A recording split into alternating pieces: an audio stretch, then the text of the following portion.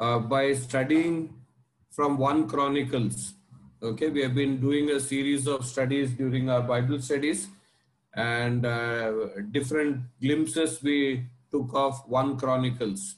Okay, so today we will do a major section of it, and that has to pertain with King David's life and some of the events that the chronicler specifically mentions, okay, from his perspective. And those are of use to us to understand why the book of Chronicles was also written. Okay, what was its original intention, we can make out. Okay, and we have often mentioned a few things which we can recollect. First is that the book of Chronicles was written after the Israelites returned from exile in Babylon. Okay, so it was meant for that time. It was read by the people of that time. It was recorded during that time, but it has a message for all generations to come. Okay, so it's important for us. Then we had also seen that the chronicler connects everything in genealogy, right from creation moments to his present time till he recorded it in the book of Chronicles. Originally, the book of Chronicles was a single book, and which was later on divided when the Greek translation of the Old Testament, the Septuagint, which was in use at the time our Lord Jesus Christ was on the earth. When it was written, it was split into two books, 1 and 2 Chronicles. Okay, so till that time it was there. The unique things about this book we have already seen, but it has got a long list of people names. Okay, in fact, the first 9 chapters deal with genealogies alone, and then if you read the subsequent chapters also, very often a small incident will be mentioned and then a big list. A small incident, a big list. So the author has a lot of importance for these lists and names because they are important to him. And very often looking at those huge lists, we get distracted and we close the book and go further. Okay, so today study will help us to connect the rest of the Old Testament with the book of Chronicles and the book of Chronicles even to the New Testament. Okay, we had seen earlier that there are no quotations from the book of Chronicles in the New Testament, but most of the events in the book of Chronicles as recorded by the chronicler is important for understanding the New Testament events. Okay, so I think a few Sundays back we started with 1 Chronicles chapter 10, where we saw Saul mentioned. Okay, he is the only other king mentioned in 1 Chronicles apart from David and Solomon. Okay, and only a passing mention is there to Saul's life. In fact, only the event pertaining to Saul's death, only that is there. Okay, and that also is presented in such a horrifying way that it speaks of something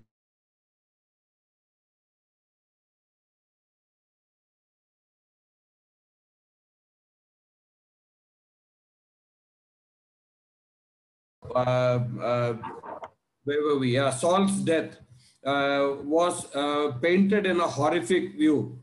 When he and his sons were killed in battle, when he and his sons were killed in battle, Saul's head was chopped off. Okay, and the Bible says that his head was brought to the temple of Dagon and placed there. His armor was put in the temple of Ashtoreth.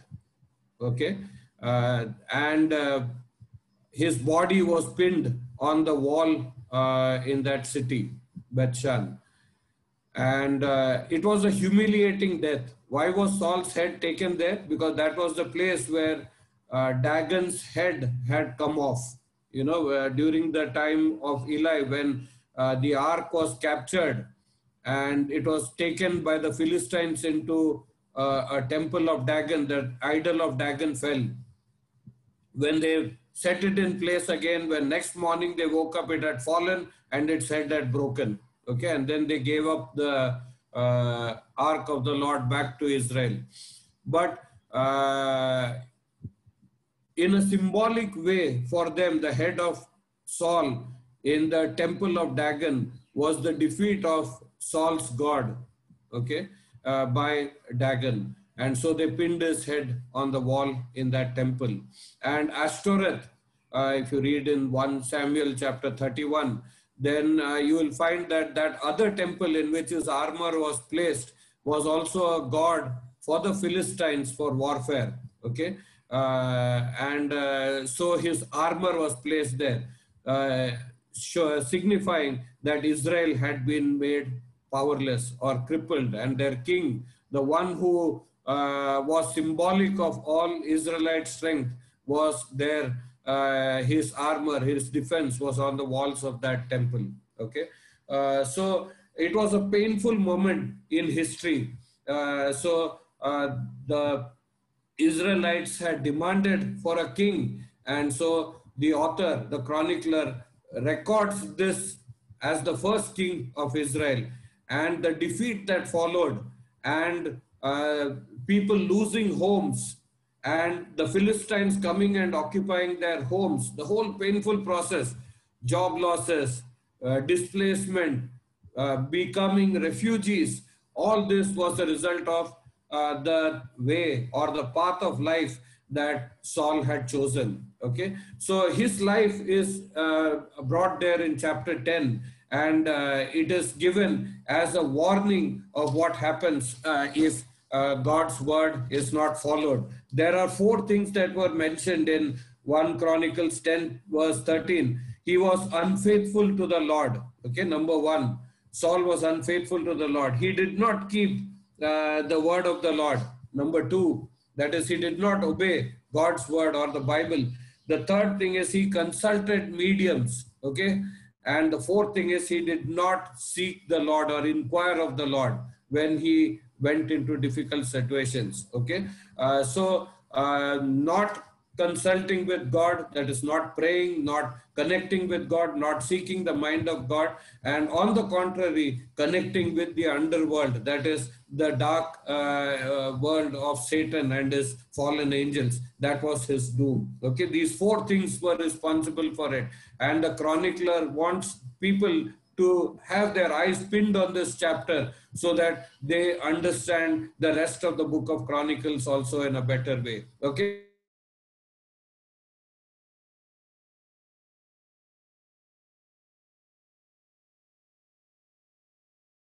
So in chapter 11, we will turn in our Bibles to 1 Chronicles chapter 11. The incident of David becoming king is brought directly. Okay, all the struggles he had to face to become king over united Israel is removed. Okay, verse 1 starts with all Israel came together. Verse 3 says, when all the elders of Israel had come to King David. Okay, a united picture, a oneness of heart and mind is projected by the chronicler in having David as king. Okay, and last time when we had seen this book as an introduction, we had seen that the chronicler leaves out all the wrong things that happened in David's life, you know, Bathsheba and all those things he leaves out, and only the good part of David is mentioned. His son's rebellions, those are all left out. Okay, so here you come to the life of King David. We will scrutinize this very briefly so that we get an idea of the message beyond what is obvious to the eye to see. Okay, it is not just a chronicles, a list, because he is leaving out a lot. There's a lot of additional materials. We had seen nearly 70 speeches and 47% being new stuff, okay, or additional stuff to what Kings and Samuel write about. Okay, so this is something very important. So the united picture comes into mind, and in when the elders come in verse 3, when all the elders of Israel had come to King David at Hebron, he made a covenant with them at Hebron before the Lord, and they anointed David king over Israel, as the Lord had promised through Samuel. Okay, it was a long wait, but the chronicler wants us to remember that. Okay, when Samuel anointed David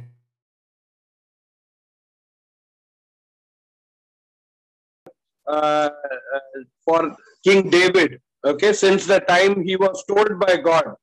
But David never tried to hasten that day, okay, when he would become king. In spite of the fact, that he had been clearly anointed by a prophet as famous as Samuel, and who was well accepted by everyone. Still, he did not take it into his own hands to usurp authority. Okay, but at the same time, he waited. Okay, the wait is very clear because the author wants us to remember that. Okay, what were some of the incidents that had taken place in David's life from the time he was anointed as king and the time he became king over Israel? He had become a good musician. He had been appointed to the court of King Saul and used to play his harp for the king. And a problem of evil spirits which the king had would go off when he played it. Then he fought with Goliath and defeated and killed him. And he lost his job in the king's palace when the king started getting jealous of him. And later on, he became the commander of the king's army, and his daughter, the king's daughter, was given in marriage to him. And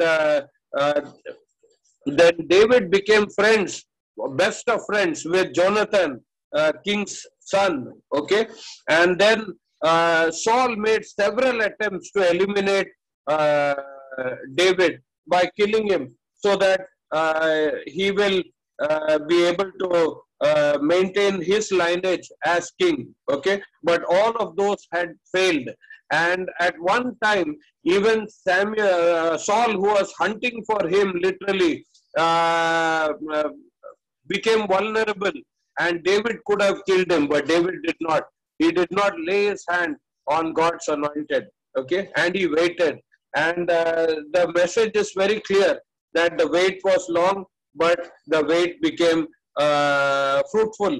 And God, in his own time, he allowed King David to become king over the United Kingdom of Israel. Okay, so contrasted with Saul's kingship is the kingship of King David. And very few events, major events, are mentioned in King David's life. So that is something that opens our eyes to understand the book of Chronicles and what it is pointing to even better. Okay, the first thing that comes to mind, okay, in verse 4 of chapter 11, is the conquest of Jerusalem by King David. Now, Jerusalem was a very important city later on. Okay, very recently it was declared the capital of Israel, and the US government recognized it as the capital. Was the first country to recognize it as a capital city and put its embassy there. And in 1 Chronicles chapter 11 verse 4, we are told that David and all the Israelites marched to Jerusalem, that is Jebus. Okay, the Jebusites who lived there said to David, "You will not get us here." Okay, and David, according to the remaining, if you continue with the reading of the verses in 1 Chronicles, you will find that, he asks who will go and attack, and Joab volunteers to take initiative, and Joab goes inside and defeats them. Okay, but there is some significance that we should not lose. Okay, anyway, the Jebusites were inside a fortress called the Fort of Zion.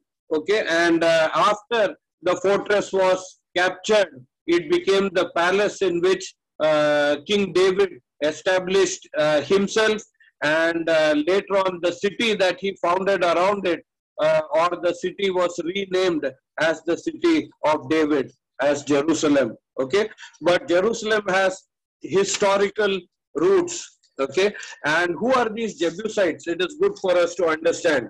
And when anything becomes doubtful about any name, very strange things, no, then you should turn to Genesis chapter 10. So we can turn in our Bibles to Genesis chapter 10, which gives us a list of homes, a list of people who are descendants. Okay, though we may not like descendants, that is why we don't like Chronicles, reading of Chronicles, but even Genesis 10 is a list of names. Okay, and you will find verse 6 talks about one of Noah's sons, Ham. Okay, and Ham has sons, one of whose name is Canaan in verse 6. Okay, and then Canaan's son in verse 15 was Sidon, his firstborn, and this person, Sidon, was also the ancestor of the Hittites, the Jebusites, the Amorites,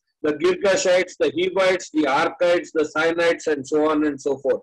So the Jebusites and Amorites, okay, they were descendants of Ham. Okay, and in verse 20, these are the sons of Ham by their clans and languages in their territories and nations. In verse 19, we are told exactly where they settled. Okay, so they settled in what is now known as Canaan, or the what God promised to Abraham later on, and they settled in that place. They were Hamites. They were descendants of Ham. Okay, in fact, if you read these names of Ham's descendants, many of the famous cities and cultures of ancient times, the Babylonians, the Assyrians, the Akkadians, the Hittites, you know, these were ancient civilizations, big civilizations, which were established by children of Ham. Okay, then we turn in our Bibles to Genesis chapter 12. Okay, where we are told that God called Abraham out of Ur, a place in Persia.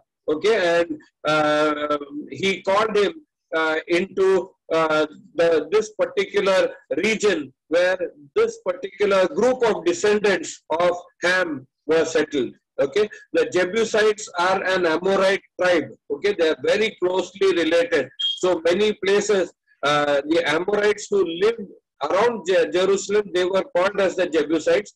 The others were not given that specific name. They were generally called as Amorites. Okay, so that is their significance. Then in Genesis 13, we find Lot and Abraham separate. Lot chooses Sodom and Gomorrah, and even though his choice was bad,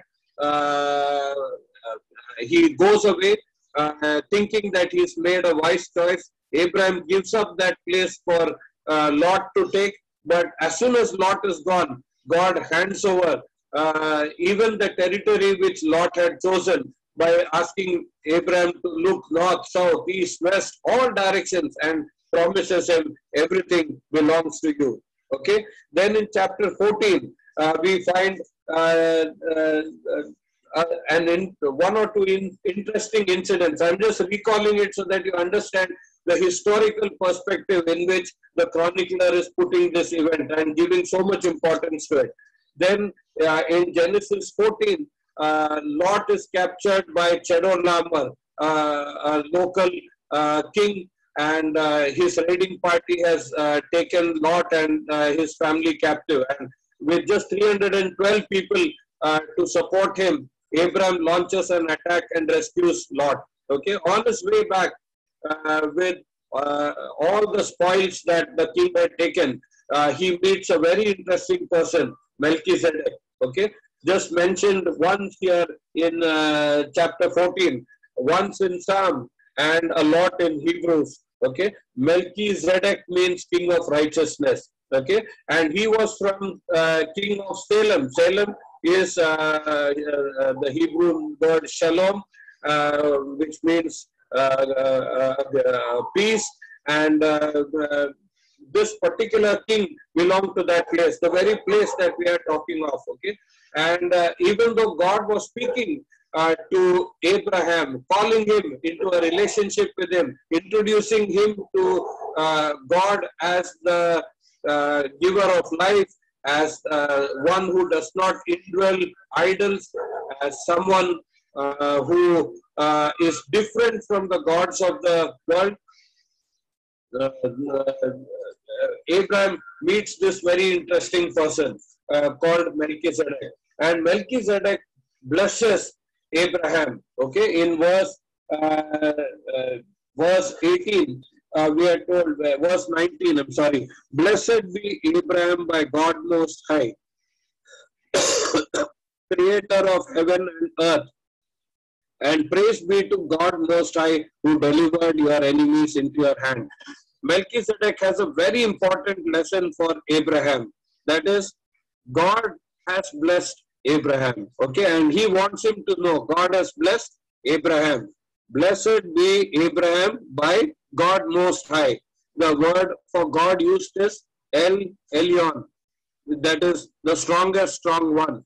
So Abraham had conquered and defeated Chedorlaomer, but Melchizedek wanted him to know that the strongest, strong one was behind him. That is why with that small army of 312 people, he was able to defeat Chedorlaomer. Okay, and then in verse 20, he says, and praise be to God Most High. So Abraham had to learn that God Most High, El Elyon, or the strongest strong one, was behind him. It was not his strength that defeated Chedorlaomer, and he needed to give praise to God. And this is an important lesson which got etched into Abraham's mind. There never would he take credit for anything that he did. He always depended on God, and he gave glory where it is due. Another interesting thing which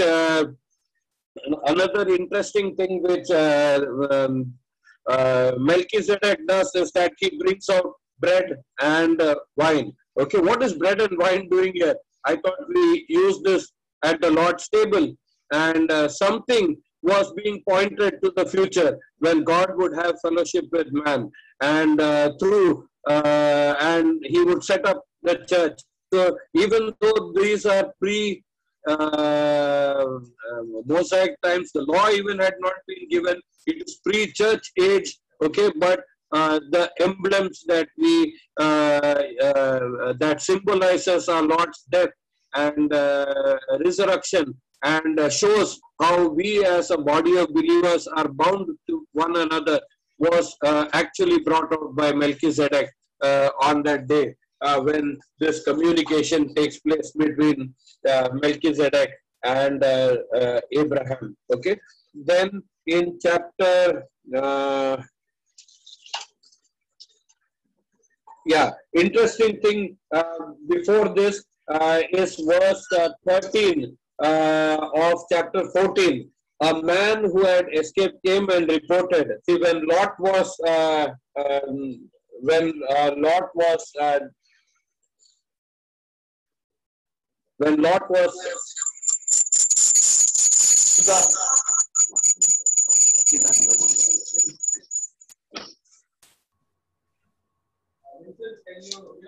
You will have to unmute. You will have to unmute. Can you hear me now? Yes, this is much better. Yeah, because now I've moved to another laptop. Let's hope this one doesn't give trouble. Okay. So in chapter 14, verse 13, when Lot is captured, a man comes and reports to Abraham, the Hebrew, okay, because Abraham is living among another group of people. Now Abraham was living near the great trees of Mamre, the Amorites, a brother of Eshcol and Aner, all of whom were allied with Abraham. Okay, I'm bringing this specifically in the context that when Jerusalem was defeated, it was the Jebusites and the Amalekites, who are a specific clan of the Amorites. They were defeated. But here, actually, Abraham is living as an ally of Mamre and living near his house. Okay, and then in chapter 15 we move out to a very interesting chapter of Genesis, where Abraham goes through a crisis moment in his life. That crisis brings him to an encounter with God as never before. Not that God had not appeared to him, he had appeared to him, but Abraham was now growing in his relationship with this God who was revealing himself to him. The Melchizedek encounter took him a step further, okay, in understanding that this God, the God Yahweh, was being worshipped not just by him, but had also been the God of Melchizedek. Okay, now in chapter 15, Abraham asked God something. Sovereign Lord, what can you give me since I remain childless? And the one who will inherit my estate is Eliezer of Damascus. There is grief in Abraham's heart. Okay, God had told him in chapter 12 that he would make him a great nation. And now Abraham's pain, he has no children. Okay, and actually all that he owns will go to a servant. Okay, then the word of the Lord came to him. This man will not be your heir. Okay, then God takes him outside his house for a class on astronomy. He tells him, look up at the sky. So Abraham looked up. Then he says, count the stars if you can count. Okay, of course Abraham, I'm sure, never attempted to count it. Even in cities, big cities with so much of light around, we can see millions and millions and billions of stars. But in those nights, in the place where Abraham was, the sky would have been pitch dark, and billions of stars and galaxies would have been throwing their light on him. And God told him, so shall your offspring be, in verse 5. Okay, verse 6 says, Abraham believed the Lord, and he credited it to him as righteousness. Okay, this is that point of time when Abraham enters into a personal relationship with the Lord. Something incredible was happening. God was making a promise to him. God was reaching out to him. God was revealing himself to him. But this is when Abraham actually put his trust and belief. This is the exact verse which is quoted in Romans chapter 4. Okay, Abraham believed God, and it was credited to him as righteousness. And the author points out that it is before he got circumcised that he believed God. Okay, this is that incident when belief entered, when new life entered. Okay, it was not circumcision that would change people, but the Jews understood it the wrong way. Okay, it was Abraham's belief, not his circumcision, that sealed his relationship with God. Okay, then verse 8, how can I know that I will get possession of it? Abraham has a question. I still have my own questions. I have my doubts. He was growing old. And how can I know? He asked the question. Then God asked him to bring a heifer, a goat, and a ram. A heifer is a female cow before it has given birth to any calves. Okay, so he is told to bring that, a pigeon, and which other bird? Dove. Okay, in verse 9. And Abraham cuts the animals into two. The birds he keeps intact, and then he's waiting for God to do something with it. Okay, and over a period of time, a lot of birds of prey, vultures and eagles, whatever else eats dead bodies and carcasses, they start coming because they want to have a feast with those animals, and Abraham is chasing them away. God had told him to keep those things ready. But Abraham was now getting weary of chasing it. As the sun was setting, verse 12, we need to be observant with timings also. Sun was setting, okay? At that time, Abraham falls into a deep sleep, and a thick and dreadful darkness came over him. A thick and dreadful darkness. The author is not mincing words. Thick darkness. It was something that was very depressing. Okay, it was not the usual darkness. It was the darkness of the soul for Abraham. Okay, a thick and dreadful darkness came over him. Then the Lord said to him, "Know for certain." Okay, he had asked, "How can I know for certain?" Now God is telling, "Know for certain." Okay, and what does God want him to know? 400 years, even before he had his first child born. What is God telling? 400 years, your descendants will be strangers in a country not their own, and they will be enslaved and mistreated there. But I will punish the nation they serve as slaves. Afterwards, they will come out with great possessions. You, however, will go to your ancestors in peace and be buried at an old age. Okay, so God told him, Abraham, your descendants, before they possess this land I am giving, they will actually be slaves elsewhere. For 400 years, it was not going to be a small time. And then God adds something in verse 16. In the fourth generation, your descendants will come back. Okay? Bible prophecy is not like the horoscopes or astrological columns or other soothsayers, what they say. Very generically, it may happen, may not happen, and little here and little there, so that it can be interpreted whichever way. Biblical prophecy is very specific. 400 years they will be captives and slaves, and then in the fourth generation they will return. Okay, why fourth generation? That is also given. We'll come back here. For the sin of the Amorites has not reached its full measure. Okay, so they will be captives till the Amorites. He was staying with the Amorite. Remember Mamre the Amorite. He was staying with him, but God would wait for generations of Amorites to pass and their evil to increase, and finally they will be ripe, and then God will displace all of them from the land, wipe them out from the land, and bring the Israelites in. Okay, so that was God's plan. So when the Israelites came back from captivity, they were exactly fulfilling.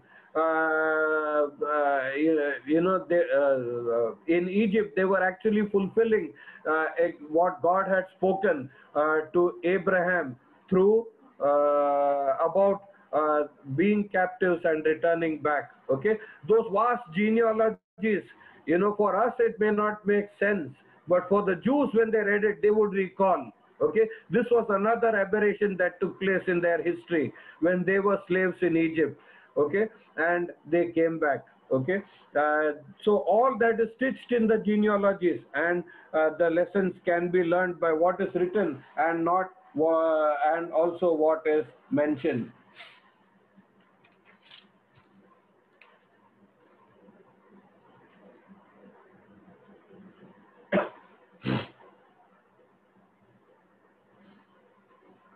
Then chapter 15 of Genesis ends with God making a promise on that awesome day when Abraham could say, God is my God. Okay, when his belief resulted in his salvation. Okay, in his receiving the free gift of salvation. In verse 18 it says, to your descendants I give this land, from the Wadi of Egypt to the great river the Euphrates, the land of the Kenites, Kenizzites, Perizzites, Amorites, Canaanites, Girgashites, Jebusites. Everything was going to be given to them. Okay, this was the promise. You remember that portion which Linson read from. Linson, which chapter was that? 16. Chapter 16, I think, yeah? Yes, uncle, chapter 16. Chapter 16. Okay, verse 16, easy to remember. Chapter 16, verse 16. The covenant he made with Abraham. God remembers that covenant. Okay, so It took a long time for the story of Israel to unfold. Okay, they came there, then the judges were there, then the people asked for a king, and an aberration came up. Okay, Saul, and now King David. Okay, finally that glorious blooming time was there in Israel when the promises that God made to Abraham were about to be fulfilled. The Amorites, the Jebusites were going to be expelled. Some interesting Bible verses we need to look at. Let me see if I can.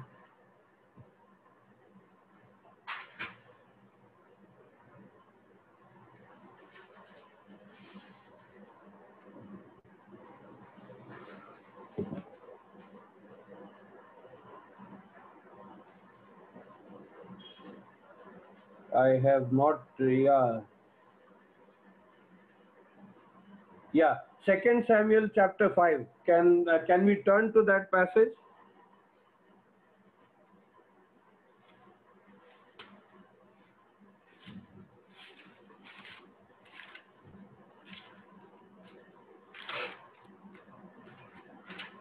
Okay, here David's conquest of Jerusalem is given in little bit more detail. The chronicler doesn't record the mockery that is made by the people of Jebus, okay, or Jerusalem as it would be called later on. Okay, in this chapter you are able to see it.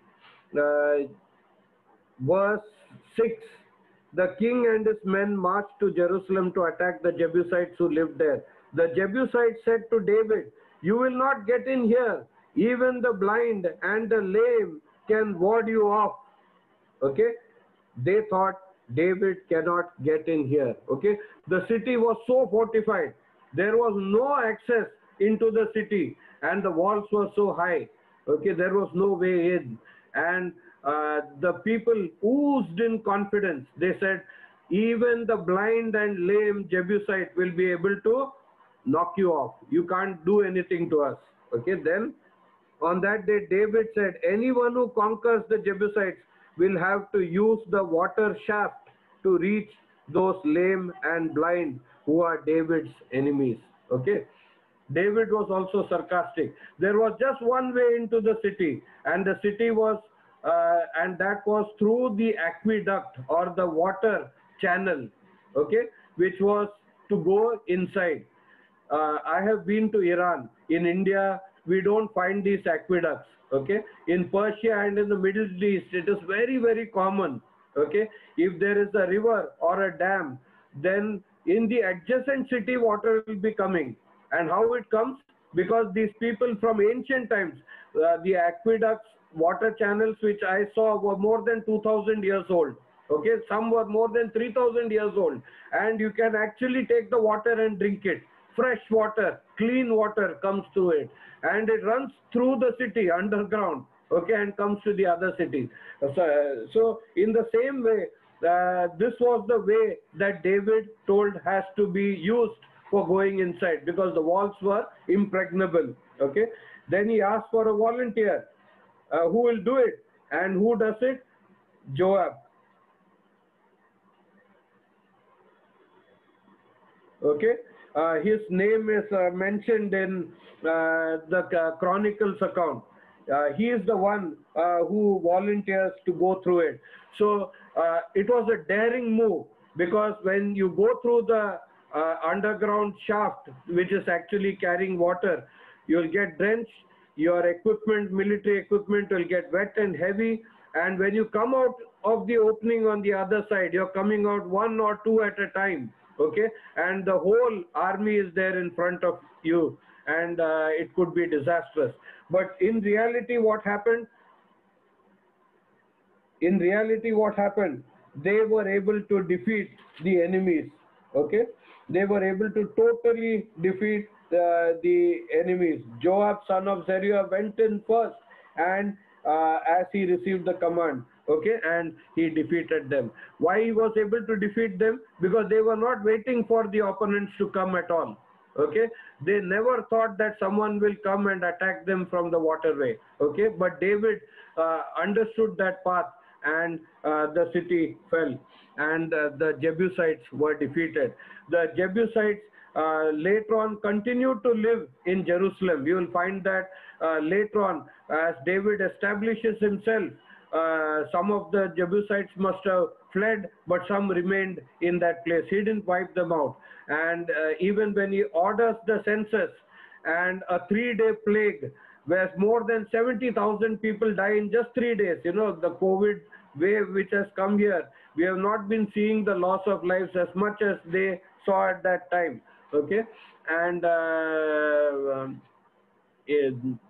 when the 3 days was coming to an end, when David saw the angel of death who had been sent by God to destroy the people of Israel, he saw at the place that was belonging to Araunah the Jebusite. Okay, he was threshing his harvest on a bare piece of rock. Okay, and that particular place became the place where David would then buy his field, and later on he would erect an altar in that place and offer sacrifices, and God would show him that sin had to be punished. Innocent life had to die as a substitute, and sin could be atoned for. And that became the place where David would know God, a merciful God, would give a solution. And later on, the temple came up in exactly the same spot. Probably Abraham, when he visited Mount Moriah, he offered or began to offer Isaac as an offering to God on probably this very same place. Okay, and later on the city would grow, and later on it became the city of Jerusalem, and later on at the time of Christ this would be exactly the place in the nearby places, like, you know, where Jesus very close to this place would offer his life as atonement for our sins. Okay, so the chronicler is bringing this event, the capture of Jerusalem, as a very significant event. It is very important for him, and the defeat of the Jebusites, and the significance of that spot, because of all the wrong things that David did, nothing is mentioned by the chronicler except this census. Okay, so you can see that as the story moves, the author wants us to know that there was a very specific reason why Jerusalem was conquered by David, and he could see, the chronicler could see this panoramic view of God's perspective of this place, how over a period of time he had Melchizedek living in that city, you know, the king of righteousness. Then he had Abraham come and offer a sacrifice. He had Araunah, the Jebusites' field, you know, precisely in the same place where God stopped a pandemic. And then the temple came up there, the first temple, the second temple, which lasted till the time of our Lord and was destroyed by the Romans. They all stood there, and just in the outskirts of that place, the Lord was offered. Okay, so the significance of that should not be lost. That is why only that one major sin of David is mentioned. Otherwise, it is all glorious, because the author wants us to see the positive thing, that is salvation. Okay, and he wants the Jewish people to understand that they are connected through a chain of historic events from creation till that moment and forevermore. Okay, by a gracious hand that mighty El Elyon, who was at work through history, bringing everything to pass, bringing everything to completion. Okay, so this is something that we need to see. But this was not the end, okay, of the Jebusites or the Amorites. And time and again the Jews fell. Soon after the book of Chronicles was written, okay, around that time Ezra also was struggling with problems in the returned, people who had returned from captivity. Some of the Levites, they got married to Amorites. If you read Ezra chapter 9 verse 1, it is a big struggle, and then Ezra takes actions against all these people to get rid of their foreign wives. Okay, so God kept them as a special people. This was that moment when the place was chosen, where the Son of God would finally come and offer himself as an eternal sacrifice. Okay, now Sunday after Sunday we meet simply because of that event that took place.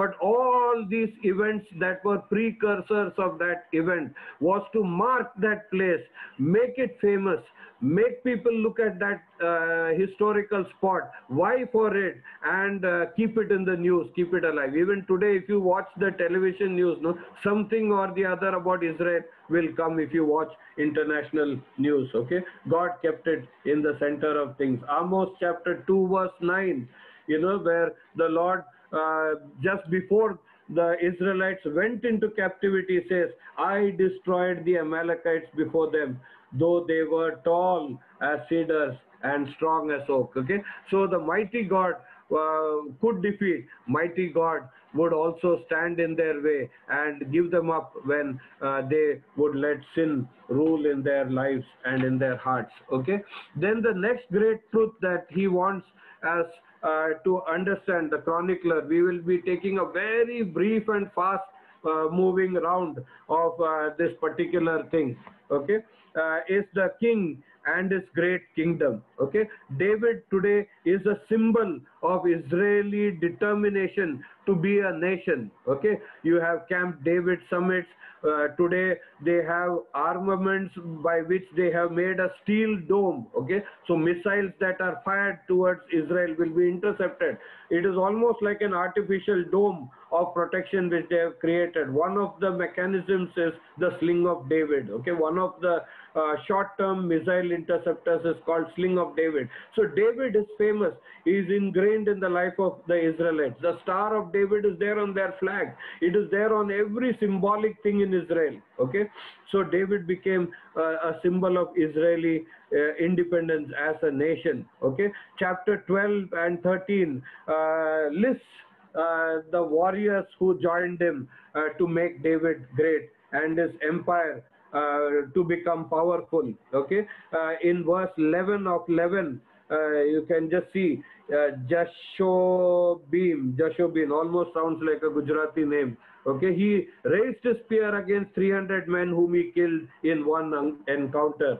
Okay, we have the encounter specialist from Bombay in the news for having done away with 67 terrorists. Here's a guy who single-handed in one encounter took 300 people. Okay, then in verse 15, 3 of 30. Okay, they are called the famous 3 in verse 20. If you see, that was the title that was given to them. 3 of the 30 leaders. There were 30 leaders. Out of them, 3 were special. They were called the famous 3. In childhood, we used to read the Enid Blyton storybooks, and the famous 5. Okay, these were the famous 3.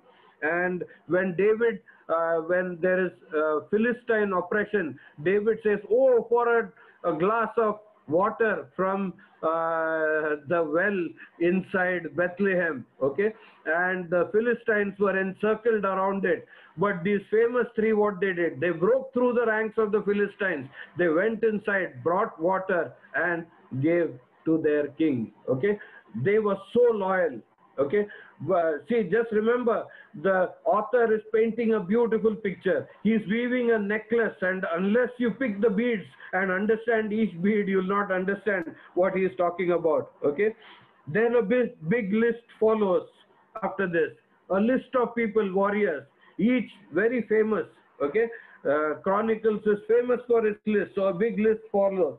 Okay, and who mentions that they joined David at Ziklag. Okay, verse 1 and 2 of chapter 12.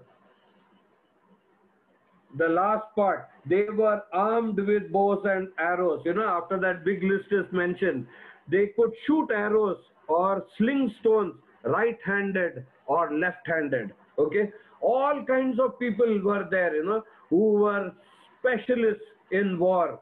Okay, they were joining. And then in chapter 12, verse 8, Gadites who could handle sword and spear. Again, another list follows. Okay, then in chapter 12, verse 15, there was a group which crossed the Jordan during its flood. So the enemies could not anticipate, because in a flooded river no one would come, but the small band of people went there, and everyone in the valley took to flight, in the east and the west of the valley. Okay, that's the kind of people who joined. Then in 16, Benjamites came, and in verse 18, David put them as leaders of raiding bands. 22, day after day men came to help David until he had a great army like the army of God. Okay, what a strong, powerful statement he makes. Slowly, this one man who was born a shepherd, okay, who was despised by the first chosen king, who made all attempts to kill, finally became king. But he became a king so powerful, nobody could touch him. And his army was so great that it was equaled by the author of Chronicles to the army, the very army of God. Okay, what a comparison. Another list follows that, big list. Then in verse 32, Issachar, okay, a tribe.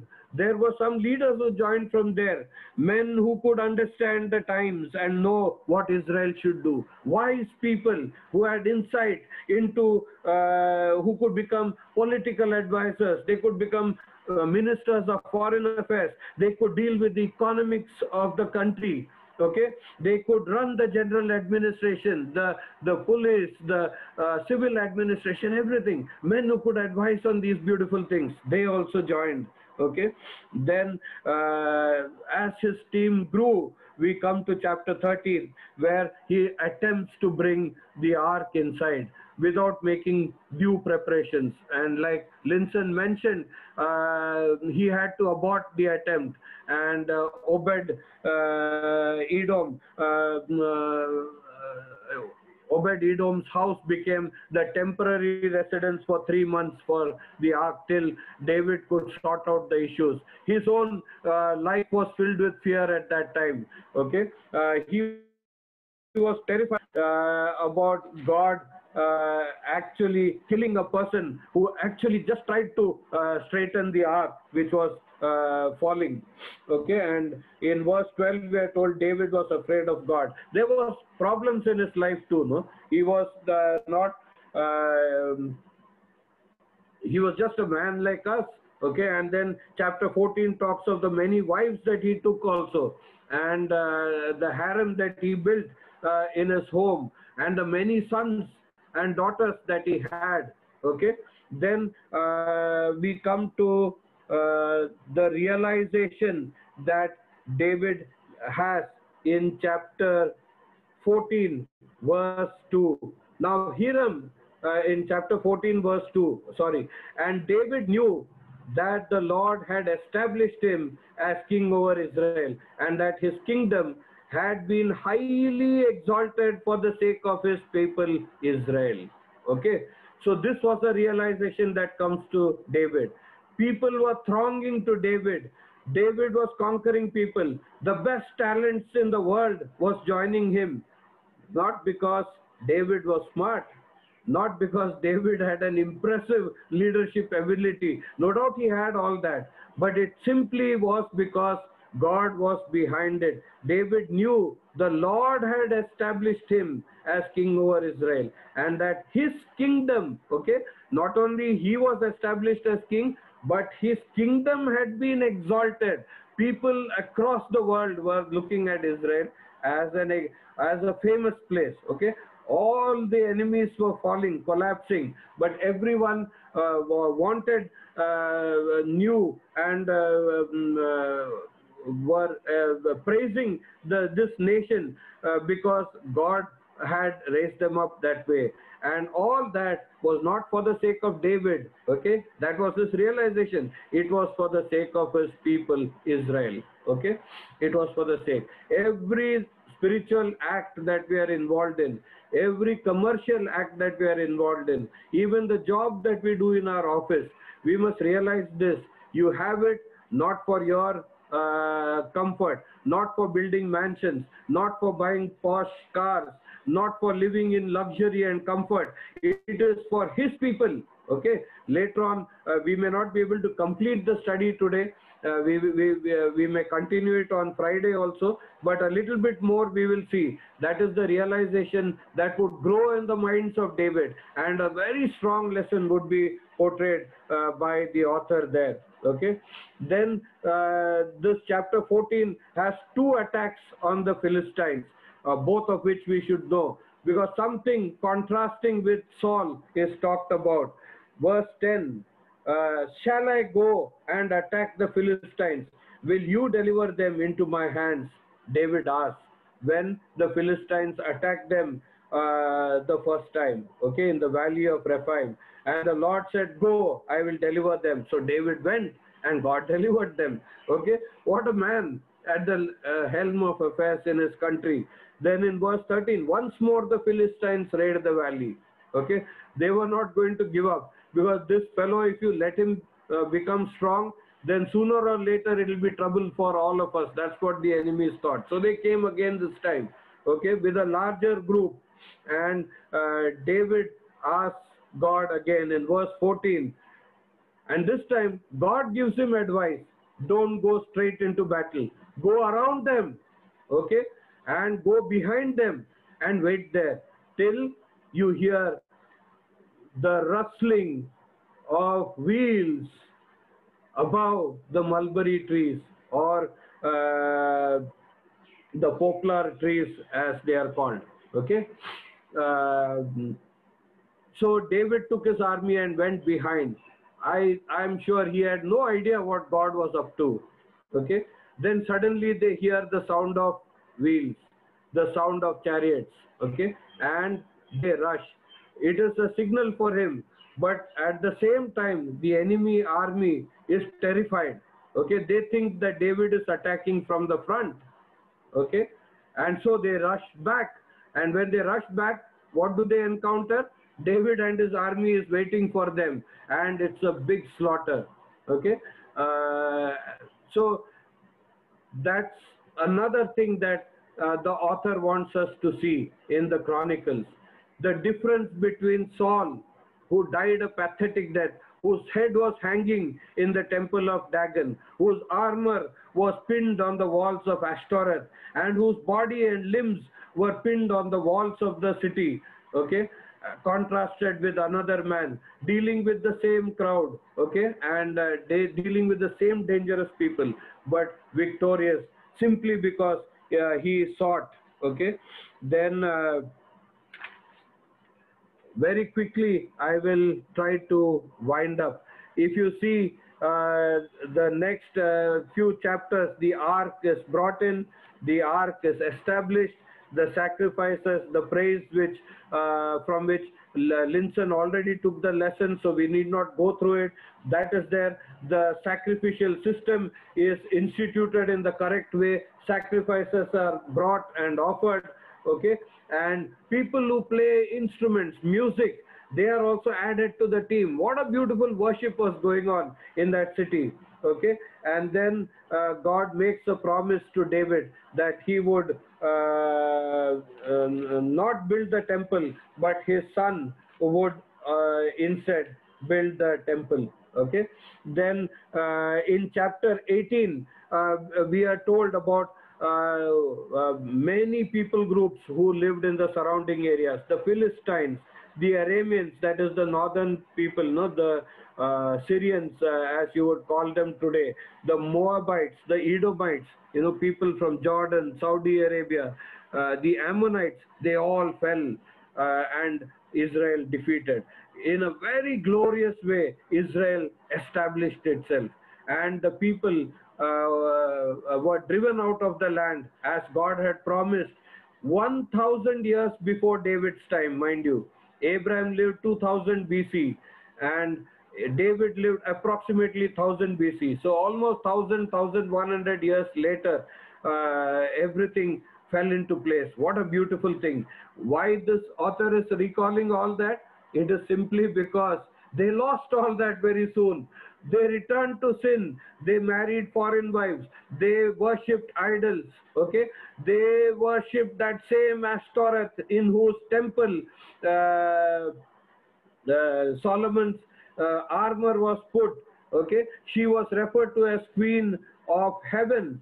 Okay, and when you see the glory departing from the temple in Ezekiel, we are told that people inside were worshipping in the temple of God, in the temple that was built by King Solomon, this Queen of Heaven. Okay, and so much had taken place, and the only way was the Spirit of God. God departed from the temple, and the city fell. The people were again lost. Okay, so all these are brought up for us to have a glimpse. When there is obedience, when there is no sin, when it's not that sin will be absent, because David did commit sins, okay, but God remembers those good things. You know, when you have a continuing relationship with him, when you listen to him for everything, every act of yours is originating from the mind of God, then there is prosperity. Everything swells, everything becomes beautiful in his time. But the chronicler is writing post-Babylonian captivity. So he wanted them to remember that. He wanted his people to understand that if they once again turn to the living God and be faithful to him, then those glorious days that King David said would be there will remain. Because the promise that God makes David when he talks about Solomon is, I will establish your throne forever. Okay, so by recalling this prophecy, or this communication between David and God, somehow the chronicler is pointing to the Messiah, who would be also of the lineage of David, and whose kingdom would be established in that same place as an eternal kingdom. Okay, then there are just a few thoughts, and I will end today's study. Towards the end, you find David making preparations for the temple, though God told him not to build it. So apart from building it, everything he did, okay, he trained selected the masons, selected the people. Then in chapter 28, verse 11 to 19, he hands over the blueprint to the temple, the floor plan. Okay, where the rooms will be, what will be the dimensions. Okay, then in that chapter you will also find what will be the weight of the gold vessels, what will be the dimensions, what will be the drawings. Okay, every single thing is meticulously planned, okay, and envisioned in the mind of David. Okay, and in verse 19 he says, God gave me understanding of these plans. The writings are a result of God's hand on me. Okay, in other words, God superintended. Okay, in the New Testament the word theonistos is used. Okay, all scripture is God breathed.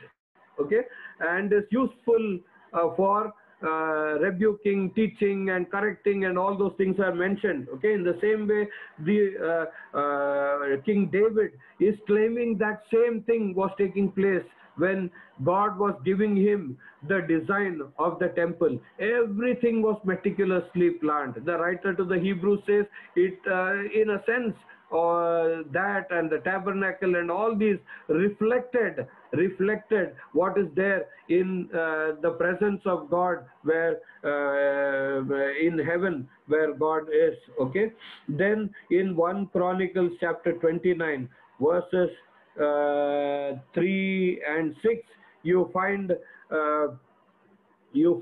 the king first brings the offering. All the silver, all the gold, all the possessions that I have are here for the construction of the temple. Okay, so the king sets the example by turning over his riches entirely to that. Then in verse 6 we are told the officials do that. Okay, they follow the leader's example, and every one of them turns their wealth to them. Then the people follow suit, and a huge amount of gold, silver, precious stones, everything comes. Everything that was needed by Solomon to build the temple was in place. Only God was not going to let David build it, but everything was in place.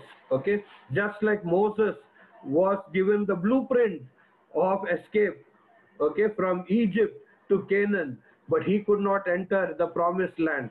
Just as the outskirts on Mount Pisgah, God took him. Okay, in the same way, David could do everything, but he could not put the stone on stone and build it. Okay, but everything was conceived, everything was made ready, and it was for Solomon to finish the job. Okay, very often we are very possessive about the things that belong to us. If someone scratches our car, we'll get angry. Sometimes we have pots outside our house. If some children play and break it, our heart feels pinched. It's just a mud pot. But then, you're possessive about even little things. But look at verse 12. Wealth and honor comes from the Lord. Okay?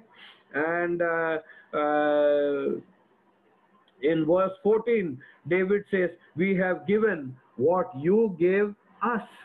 Okay, isn't that what stewardship is all about? What beautiful lessons this book of Chronicles is bringing about. We don't need to memorize the names in those genealogies, but if we don't miss these powerful lessons, then the message of the book of Chronicles will not be lost on us. We have given what you gave us. I many times quote my friend Joel Abram, who died perhaps at the age of 30 or 32 of cancer, and every book that he owned would have this sentence. I can never forget it. It says, his by ownership, mine by stewardship. So Joel never had a problem. If someone needed a book, he would give it. He wouldn't think like, अरे मैं 200 रुपया दे के खरीदा, 400 रुपया दे के खरीदा, 1000 रुपया खरीद के पैसा दे के खरीदा. Everything that he owned, he wrote that thing. His by ownership, mine by stewardship. David, the leaders, and all the people realized that, and a glorious kingdom was established.